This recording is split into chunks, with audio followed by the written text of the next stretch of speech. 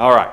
So before we get started, I do want to mention we have the Ecclesiastes notes on the table back here for Ecclesiastes. I don't think that we'll finish completely the Song of Solomon, but we'll get relatively close, which means next Wednesday night should be the last study in Song of Solomon, and we will start Ecclesiastes at that point.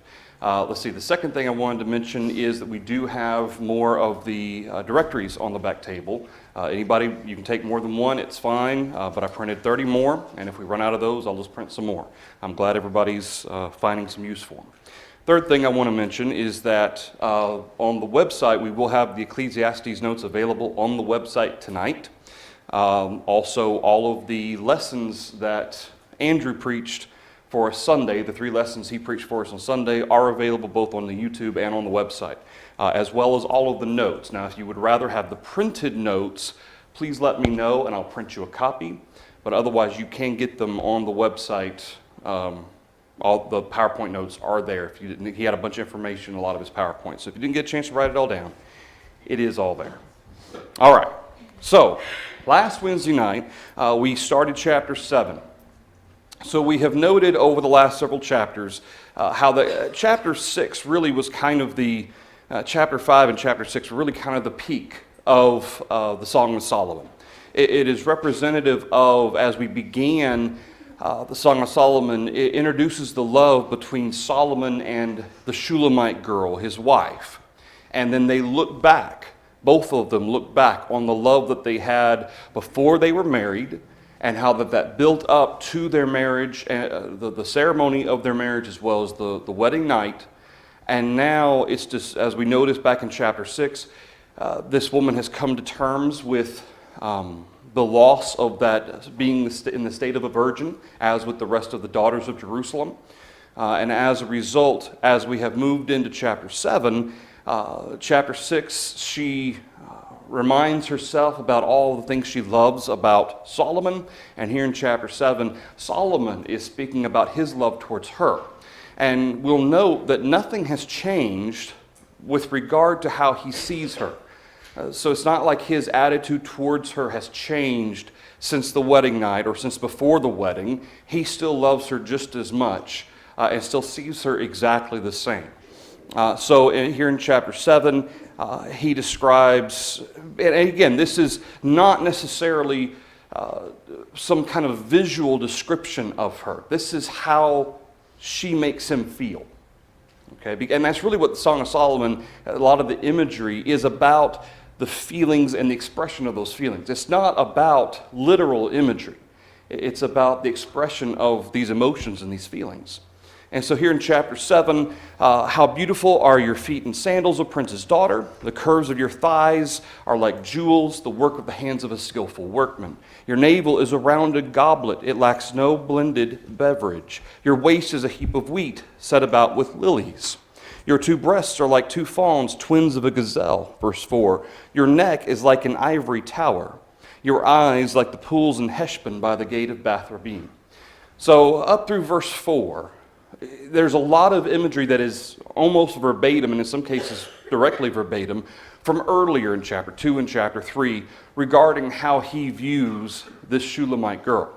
Notice what is absent is the Tower of David. He does much reference, verse 4, your neck is like an ivory tower, but the Tower of David and the representation of these military terms are not there. And that is interesting given the fact that, as we noted, was back in chapter 4, as he was describing her, this is not someone to be conquered. This is not somebody that is to be subjected. She has strength, and to that end, there was also that natural defenses, that natural tower, if you will, of the state of not yet being married. And of course, that goes into how she describes her experiences with the city guards, for instance, back in chapter 3 and again in chapter 5. This representation of kind of the keepers of that state of her being a virgin, and how that relationship has now changed. Well, here he doesn't describe her with that military fortified imagery he used earlier.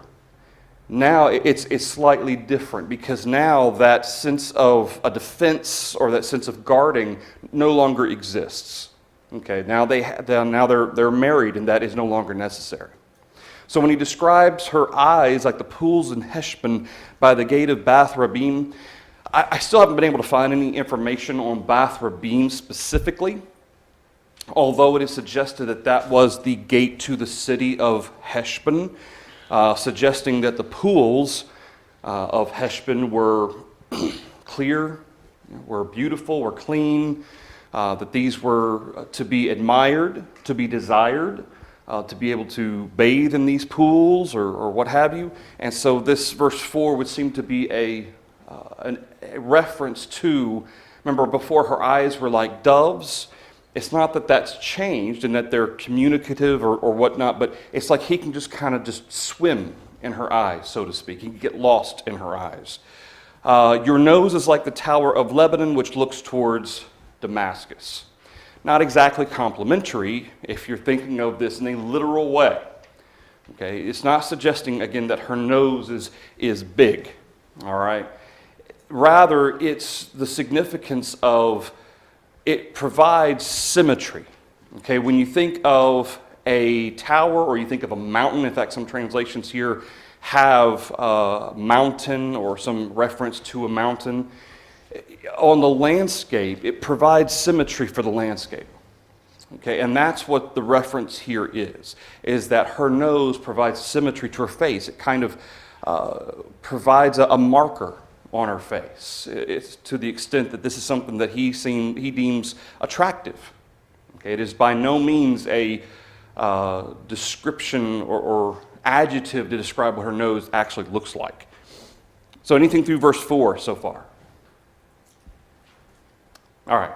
And I will say that from verse 6, well, really verse 5, on through the rest of the Song of Solomon, the Hebrew is very specific in its usages of terms, which gives translators a little bit of an issue, because some of the phrases that are used in the Hebrew are not found very much anywhere else in Hebrew literature, not just the Bible, but anywhere else. And so a lot of these phrases, some of them are specific, and as a result, there is going to be some variation between the King James, New King James, American Standard, New American Standard, the NIV, and so forth. And we'll talk about some of these specifics here in a minute. The meaning of them, it doesn't change anything, but the way it reads can throw you off if you read it in the New King James and you flip over to the American Standard, and it just seems to be very different in its wordage, yet the meaning of it's still going to be the same.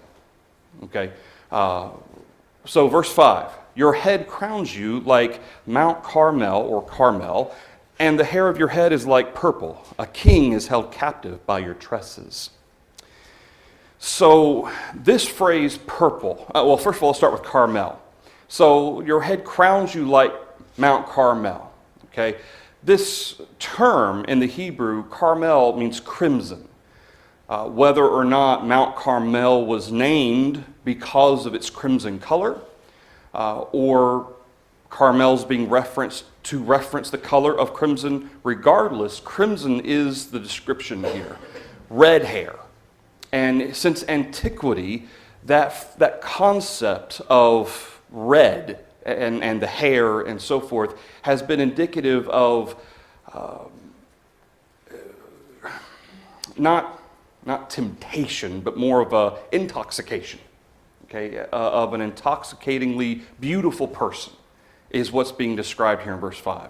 Your hair of your head is like purple. This particular phrase, purple, is not the type of Hebrew term that represents royalty. Okay, we've seen the idea of purple mentioned earlier in the Song of Solomon.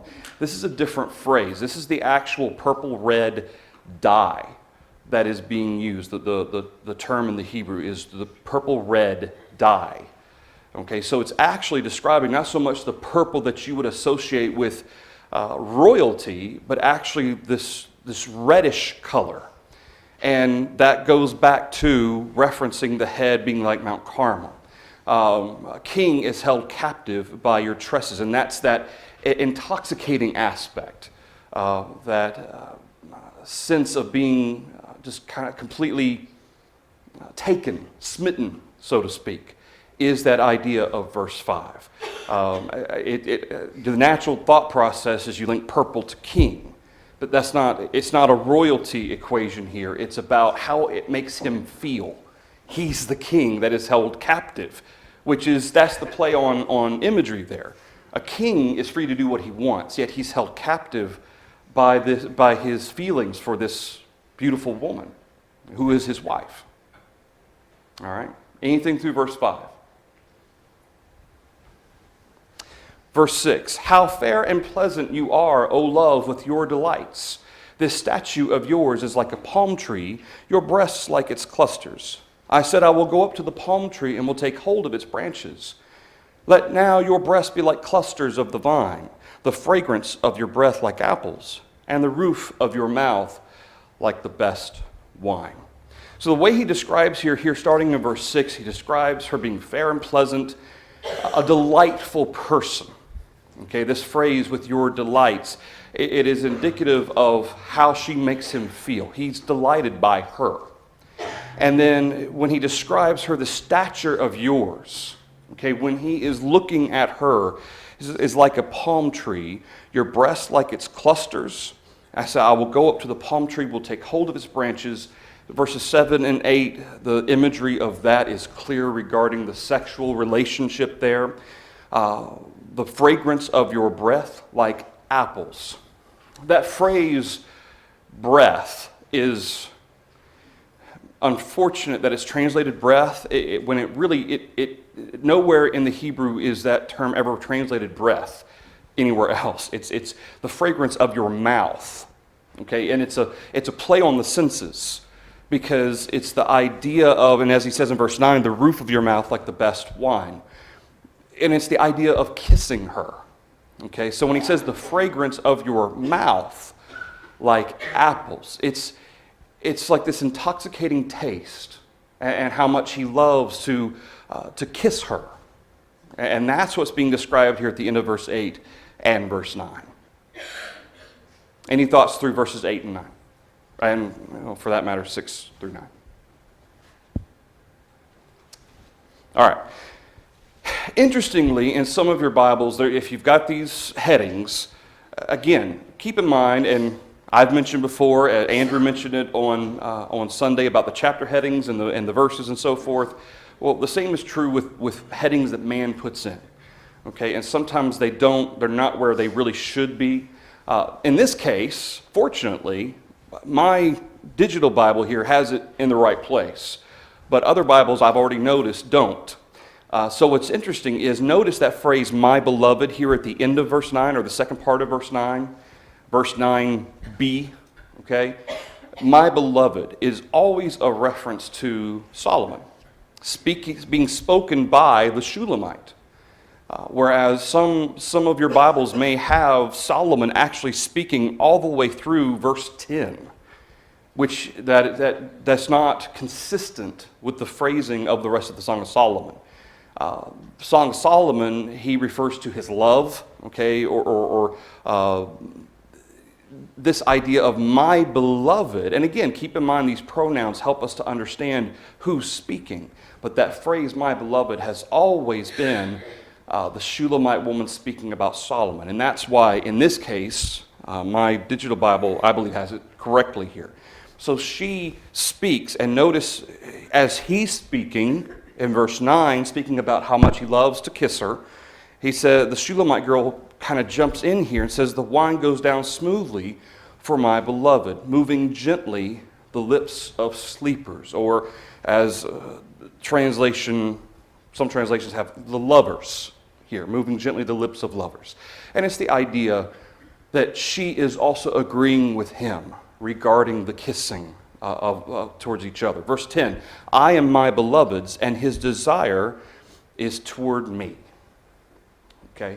And so this is, as she is speaking, she kind of interrupts regarding, and it's a segue, really, as Solomon's writing this. It's a segue, again, in the midst of this song, to introduce the woman agreeing with the man in everything that he said, and now she's expressing her thoughts and feelings.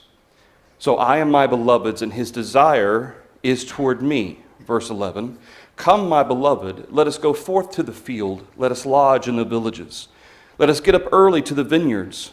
Let us see if the vine has budded, whether the grape blossoms are open and the pomegranates are in bloom. There I will give you my love. All right. So verse 11 and 12. Remember before we've been noticing this constant reference to or imagery of springtime. Okay, and this season, we commonly think of the springtime as being a season of love. And that's what's being described here. It is a beginning. Okay, they're married now.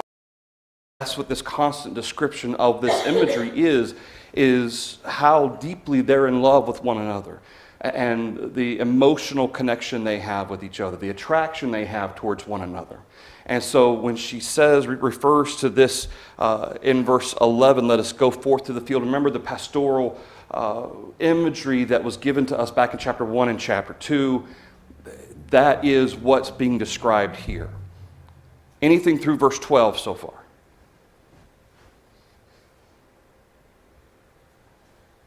All right, verse 13. Verse 13 is interesting because there are three things of note here in verse 13. We have mandrakes, you have the gates, and then you have the new and old being referenced here. So first of all, the mandrakes. Mandrakes, since ancient times, were considered, remember we talked before about the nature of myrrh having an aphrodisiac type of consideration here in the Song of Solomon. In addition to its value and how expensive it was an aphrodisiac or considered one. Mandrakes were also the same. And so the mandrakes give off a fragrance that is that message of that sexual relationship between the two. At our gates are pleasant fruits. She references the gates before, and this term gates, door, gate is the same concept. We saw the reference to the door back in chapter 5, gates back in chapter 3. And to a certain extent, earlier in the Song of Solomon, up to chapter 5, the gates were always closed or guarded. Then in chapter 5, which represents the wedding night, that door is now opened. And of course, it's that opportunity that the relationship of marriage now provides. Now she says, at our gates are pleasant fruits. This is a welcoming time now. Okay, this is an opportunity. The doors are not shut any longer. They're not guarded. Now they're open and inviting. And that is that relationship that the two enjoy together. All manner new and old, which I have laid up for you, my beloved. I wanted to read what Garrett mentions here about verse 13. Because he mentions this. Third, the woman speaks of new and old treasures she has for the man. This would imply that as they grow in love, they will both repeat familiar pleasures and find new ones as well. And he mentions these three specific concepts of verse 13 as being very different than a lot of the imagery we've been given before. This is representative of the change in their relationship that has happened because they're now married. Anything through verse 13?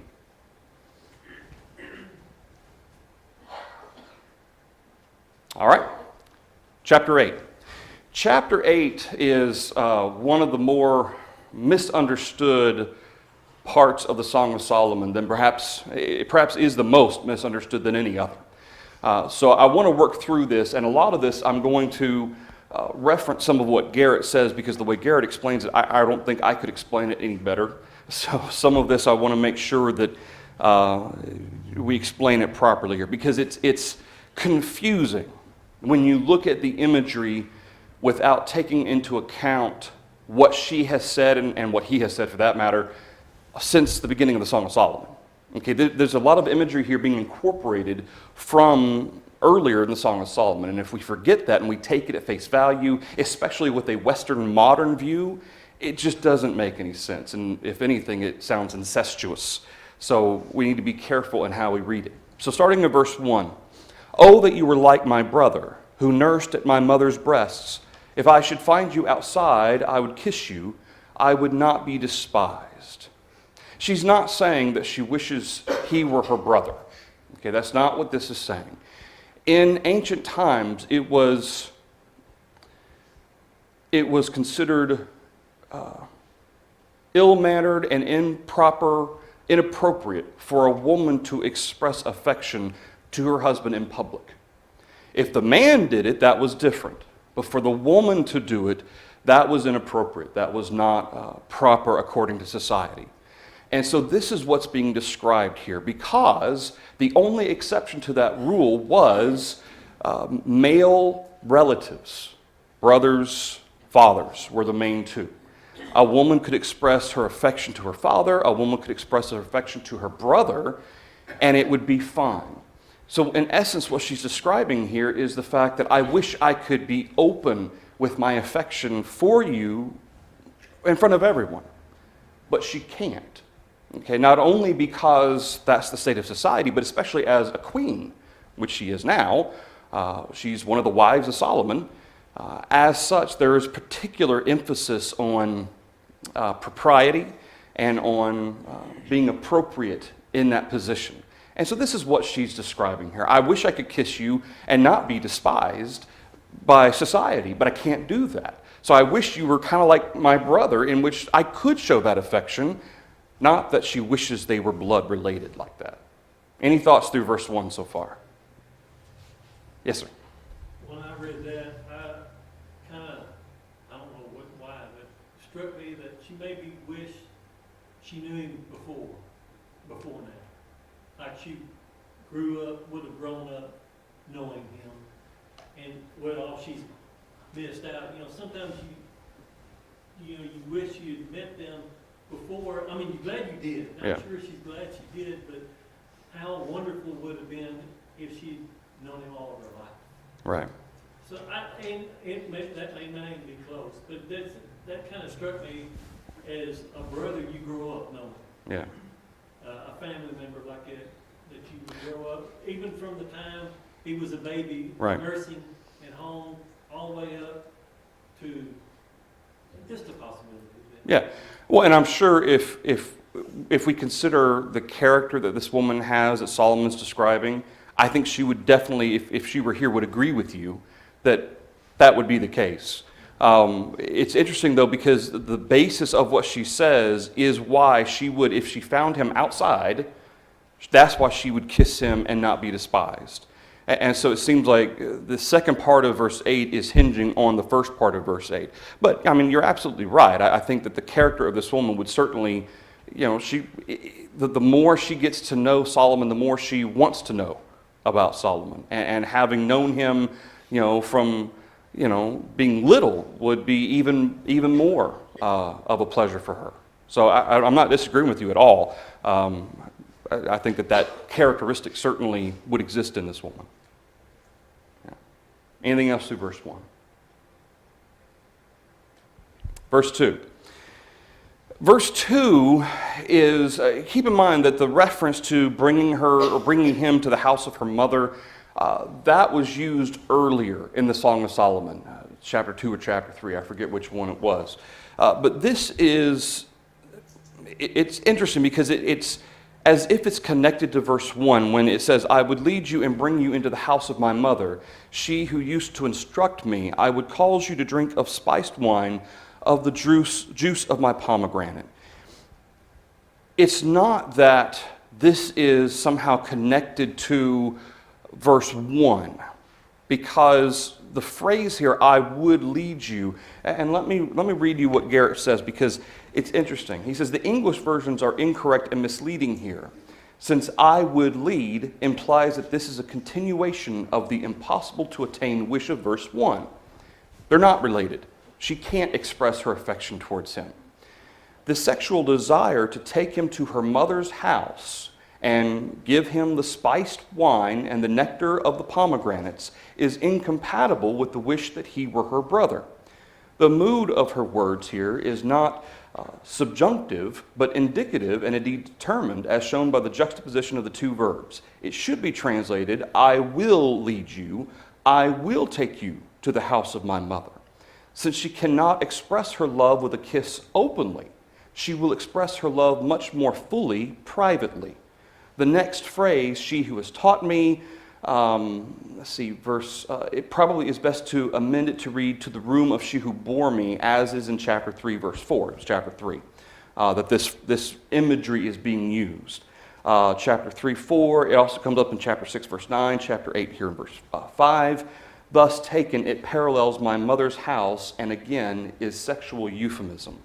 And it's the reference of, so from verse 1 to verse 2, it's since this can't be the case, I will lead you and bring you to a place that is private, where we can be alone and I can show my love for you. That's what's being described here in verse 2. Any thoughts or comments on verses 1 and 2? Again, you read that as it is, and it's weird, okay? But separating them and being able to put them into context with how these phrases have been used before helps us to understand and kind of break down what's being represented. All right, verse 3. So, and a lot of this is similar language as before, but that's done on purpose. Okay, it's because a lot of the language that's being described is showing that throughout this process, their emotions, their feelings, how they see one another has remained consistent. Verse 3, his left hand is under my head, his right hand embraces me. I charge you, O daughters of Jerusalem, do not stir up nor awaken love until it pleases. This is one of those phrases, verse 4, that keeps coming up. We saw it a lot in the early chapters leading up to the marriage and wedding night we see in chapter 5. And now this is the first time since then, really, that we've seen this phrase. And it's almost as if you were to take one theme, I say one theme, if there were two main themes of the Song of Solomon. One is the blessing of the spouse, of a husband and a wife, and that relationship that God has blessed. The second one is the message, the lesson of making sure you wait for that appropriate relationship to enter into that sexual relationship with another. Okay, and that's what verse 4, I charge you, O daughters of Jerusalem. And it seems like broadly, more and more when we see the daughters of Jerusalem, this is speaking specifically to the virgin daughters of Jerusalem, a group of which the Shulamite is no longer a part. Okay, she's no longer a part of that group of the daughters of Jerusalem. But she's charging the virgin daughters of Jerusalem, do not stir up nor awaken love until it pleases, until it's appropriate within that marriage relationship. Okay, and that's a message that is continual throughout the Song of Solomon. So if there were two main things you take away from the Song of Solomon, is to appreciate the marriage relationship that God has blessed, the marriage bed being undefiled, Hebrews chapter 13, and then the lesson, the charge to make sure you keep the sexual relationship where it is blessed within marriage. Anything through verse 4. All right. Verse 5. You know what? We might finish Song of Solomon tonight. All right. So, verse 5. The imagery here is a little bit different than what we saw earlier in chapter 3 and chapter 4. Remember earlier, I think it was in chapter 3, when the daughters of Jerusalem and the Shulamite girl, for that matter, are seeing Solomon coming in the wilderness. Okay, and he's described as having the soldiers with them, and he's being carried on a, what was that word, that chair, the throne that's being carried, what's that word? I can't remember the word. I want to say porcupine, but that's not right. What is it? I don't remember. Anyway, it sounds similar. But anyway, this is taking that same imagery now and then incorporating the Shulamite girl now that she's married. Okay, that was describing Solomon coming, and it was kind of this marriage procession of coming to the marriage. Now they're married. And notice how, and again, it says a relative. Garrett associates this again. And keep in mind, the different members of the chorus, as far as Garrett concerned, it's just the daughters of Jerusalem. Okay, it's these the virgin women, or perhaps specifically the virgin wives and concubines of Solomon. But regardless, this is the chorus speaking. It says, who is this coming up from the wilderness, leaning upon her beloved? Because we have a third person here, or third party, that is observing both the beloved, which is Solomon, and her, which is the Shulamite girl. Okay, so this would be the chorus. And again, this is why we talked before about the chorus, whether or not it's specifically just a set group of people or could be the observations of different groups of people. Either way, it's the chorus. And notice how he's coming up from the wilderness, but specifically now it's not just Solomon, it's her. It's the Shulamite girl who's leaning upon Solomon coming from the wilderness. And then starting in verse 5, and I disagree with my Bible here with a relative. Verse 5, the first part of verse 5 is the chorus speaking. I think the Shulamite girl is speaking starting midway through verse 5.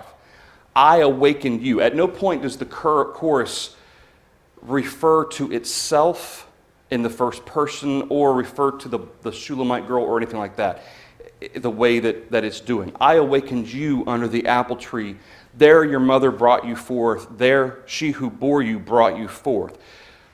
This is and then she continues to speak in verse 6. So if I could change this, I would put the Shulamite to her beloved starting there at verse 5, part B. Okay, because that it doesn't fit for that to be about or of the chorus speaking. So then, when she's speaking, notice the apple tree. This is language that has been used elsewhere as well. This apple tree was referenced back in chapter 2 and in verse 3. And this is the idea of that sexual relationship awakening is the idea here. I awakened you under the apple tree. There your mother brought you forth. It's not that Solomon's mother gave birth under a tree. It was the means by which he was conceived. That's what she's describing here. There she who bore you brought you forth. It's the bringing forth. In fact, to some extent, and of course it's more imagery than anything else. So anyway, anything through verse 5?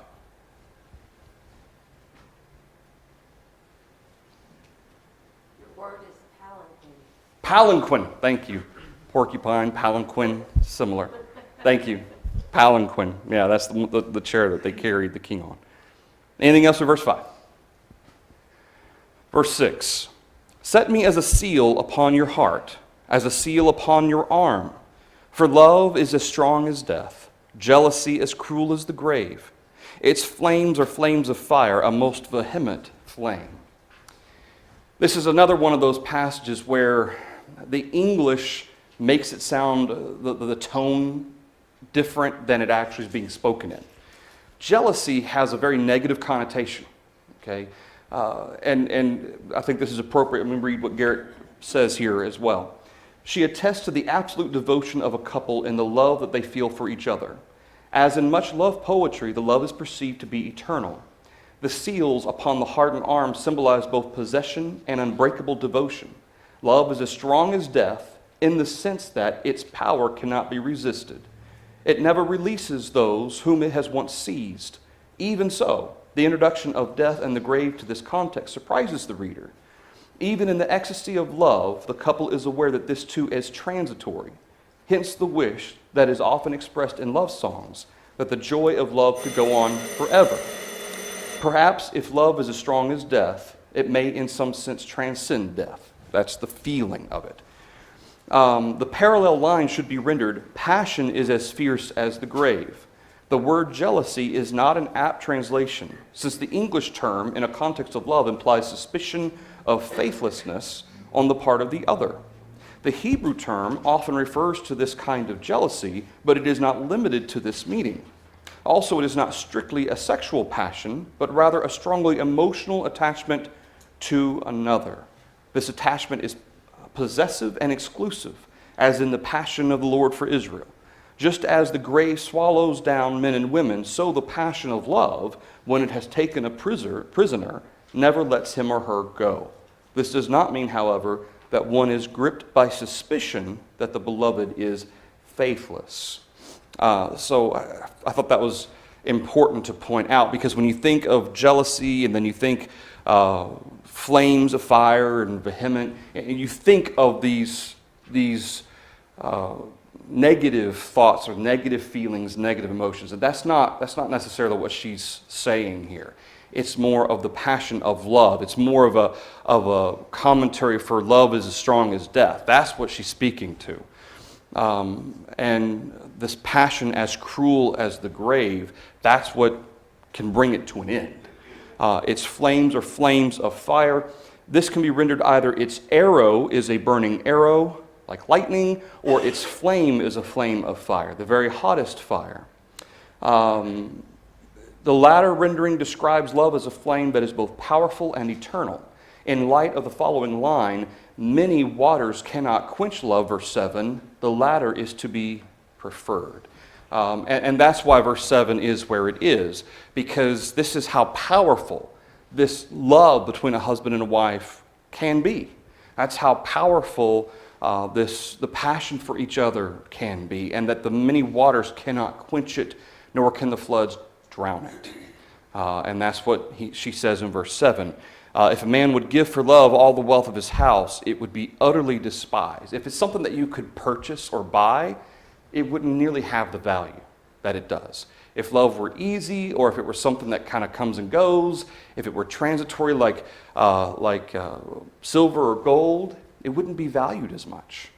But because of the nature of love, it's so much more valued and should be so much more valued.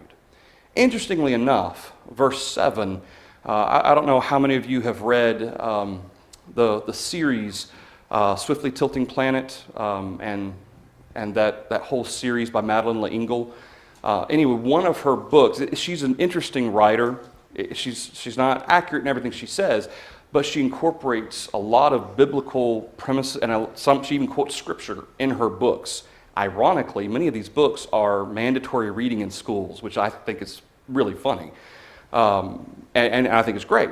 But one of her books, Many Waters Cannot Quench Love, Nor Can the Floods Drown It, that verse of verse 7 is the basis for, it's going to sound weird, I know, but I'm not going to get into it. But anyway, one of her books is based on that verse. She takes it out of context, okay?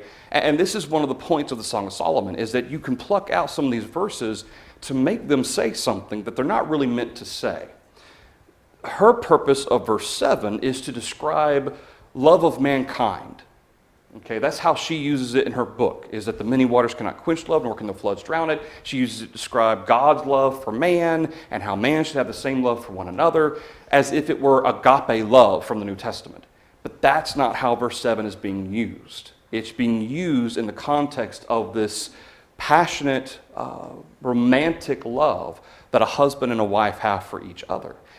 And it needs to remain in that context. I mean, I can take any verse out of anywhere and make a point about it, but that doesn't mean it's accurate within its context. And that's why, like a lot of times, references to the Song of Solomon that we see people make with Christ and the church and so forth, you have to be very careful with that, because the fullness of the Song of Solomon, while there might be many parallels in terms of the protective nature, the nature that Christ was willing to die for the church and so forth, sure, that's a part of a husband and wife relationship. Paul brings that out in Ephesians chapter 5. But the type of love being described in the Song of Solomon is unique to the passion, eros, between a husband and a wife. Any thoughts through verse 6 and verse 7, I guess? Well, in the Bible, it says that jealousy that word that was used in the original text could also mean zealous. Yeah, passion, yeah. Yeah, it says fervor, passion, or Zealous. But it says that, it can be either good or bad. Phineas was commended for taking up the Lord's jealousy, Numbers 25:11. But such passion can also be rottenness to the bone, Proverbs 14:30. Yeah. So, yeah. When you think about it as being zealous instead of jealous, Right. Kind of helps a little bit. Yep. All right. So we'll stop there. We will pick up with verse 7 next Wednesday night. And Lord willing, we will finish Song of Solomon. And if we have time, we'll start Ecclesiastes. And as I mentioned before, we will go chapter by chapter of Ecclesiastes. And we'll take as long as people want to take in Ecclesiastes. I don't think it'll maybe take quite as long as we've taken a Song of Solomon, simply because of all the imagery in the Song of Solomon required us to take a little bit slower approach. Thank you for the thoughts and comments.